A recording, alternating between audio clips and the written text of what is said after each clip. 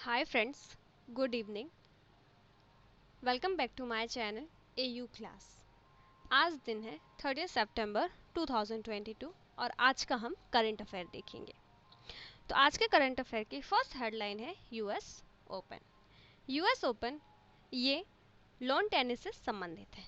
ये tournament lawn tennis से संबंधित है। जैसा कि हम जानते हैं टेनिस गेम दो प्रकार के होते हैं, एक लॉन टेनिस और एक होता है टेबल टेनिस। तो ये है लॉन टेनिस से संबंधित है, हमें कंफ्यूज नहीं होना है। ये किससे संबंधित है? लॉन टेनिस से संबंधित है।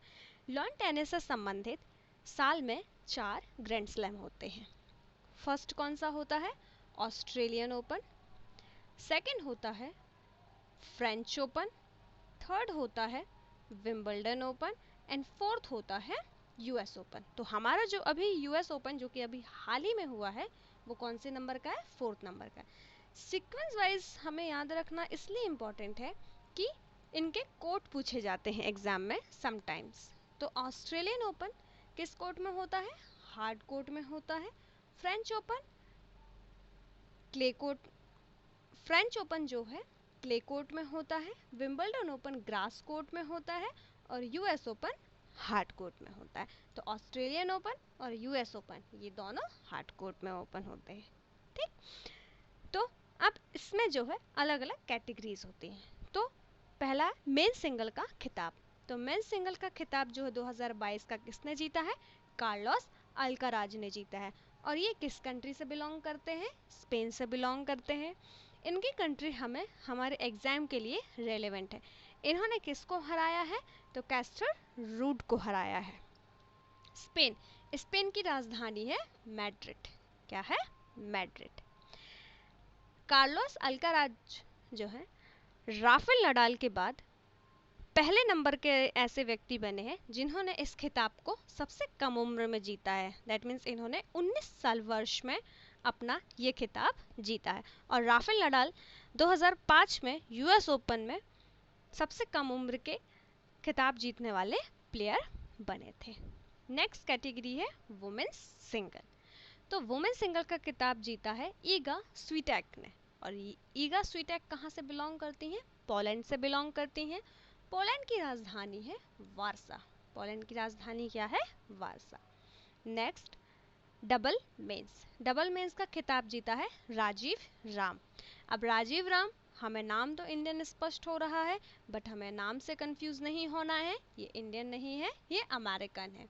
और इनके साथ जो खिताब जीते हैं उनका नाम है जो सैलिसबरी, जो कि कहाँ से बिलोंग करते हैं? यूके से। तो डबल मेंस का खिताब किसने जीता है? राजीव राम और Joe Salisbury. Women's double, women's double का खिताब जीता है बारबोरा क्रेजिकोवा और कैटरीना सिनियाकोवा। दोनों कहाँ से बिलोंग करती हैं? चेक गणराज्य से। नेक्स्ट कैटेगरी है मिक्स डबल। मिक्स डबल मतलब कि होता है one side male and female and opposite side male and female. तो इसका खिताब जीता है Storm Sanders and John Peers. और दोनों कहाँ से बिलोंग करते हैं? ऑस्ट्रेलिया से बिलोंग करते हैं। तो ये था हमारा यूएस ओपन। यूएस ओपन में 3 मेजर प्लेयर हैं, बहुत इंपॉर्टेंट है, जो कि एग्जाम में पूछे जाते हैं। पहले हैं नोवाक जोकोविच। पहले कौन है? नोवाक जोकोविच। दूसरे नंबर में है राफेल नडाल और तीसरे नंबर में है रोजर फेडरर। कौन है? Roger Federer. हमारे यदि भारत से बात करते हैं तो सबसे फेमस प्लेयर है महेश भूपति, सानिया मिर्जा। ये हमारे भारत के फेमस प्लेयर हैं जो कि लॉन टेनिस खेलते हैं। अब हम नेक्स्ट हेडलाइन की बात करेंगे अंतर्राष्ट्रीय साक्षरता पुरस्कार। अंतर्राष्ट्रीय साक्षरता पुरस्कार 2022 इस अवार्ड को दिया जाता है यूनेस्को के द्वारा। हर साल अंतर्राष्ट्रीय साक्षरता दिवस मनाया जाता है 8 सितंबर को और इसी दिन इस अवार्ड को दिया जाता है। तो 2022 के जो विनर हैं वो है कलिंग सामाजिक विज्ञान संस्थान। किस संस्थान को मिला है? कलिंग सामाजिक विज्ञान संस्थान। अब कलिंग, कलिंग से स्पष्ट हो रहा है कि हम कई बारी सुनते हैं कि कलिंग, कलिंग मतलब कि ओडिशा। तो कलिंग जो सामाजिक विज्ञान संस्थान है वो कहाँ पे है? ओडिशा में है। इसका लोकेशन क्या है? ओडिशा। ठीक, इस विज्ञान संस्थान की स्थापना किसने की थी? डॉक्टर सामंत ने। किसने किया है? डॉक्टर सामंत। यदि हम अंतरराष्ट्रीय साक्षरता पुरस्कार की बात करते हैं तो ओडिशा का कलिंग संस्थान जो है पहला ऐसा संस्थान है जिसको इस अवार्ड से सम्मानित किया गया है, और भारत का 5वें नंबर का ऐसा संस्थान है जिसको ये अवार्ड मिला है। यूनेस्को। यूनेस्को एक इंटरनेशनल ऑर्गेनाइजेशन है जिसका फुल फॉर्म होता है United Nations Educational and Scientific and Cultural Organisation. इसका हेड ऑफिस है पेरिस। कहाँ पे है? पेरिस में है। और इसके अध्यक्ष हैं आंद्रे एजुले, जो कि एक फीमेल है। नेक्स्ट हेडलाइन है, मोस्ट इंपॉर्टेंट है, शंकराचार्य स्वामी स्वरूपानंद सरस्वती। ये एक शंकराचार्य हैं जिनका हाल ही में निधन हुआ है। ये द्वारिका पीठ तथा ज्योतिर्मठ के शंकराचार्य थे। इनका बर्थ प्लेस है दिघौरी, एक गांव है जो कि कहाँ का है? सिवनी। और सिवनी कहाँ पड़ता है? हमारे मध्य प्रदेश में। और इनका 1924 में बर्थ ईयर है। इनका रियल नेम है स्वरूपानंद महाराज जी का पोथीराम उपाध्याय। 9 वर्ष की अवस्था में भगवान की खोज के लिए इन्होंने गृह त्याग कर दिया था, और गृह त्याग के बाद ये वृंदावन चले गए थे। वहाँ से इन्होंने फिर शंकराचार्य का अपना जीवन कार्यकाल शुरू किया। इनका जो निधन हुआ है वो हुआ है नरसिंहपुर में, और इनको 1981 में शंकराचार्य बनाए गए थे। तो फ्रेंड्स याद रखिएगा कि स्वरूपानंद सरस्वती जी कौन है? तो ये शंकराचार्य थे, और इनकी 99 वर्ष की अवस्था में हार्ट अटैक से मृत्यु हो गई है।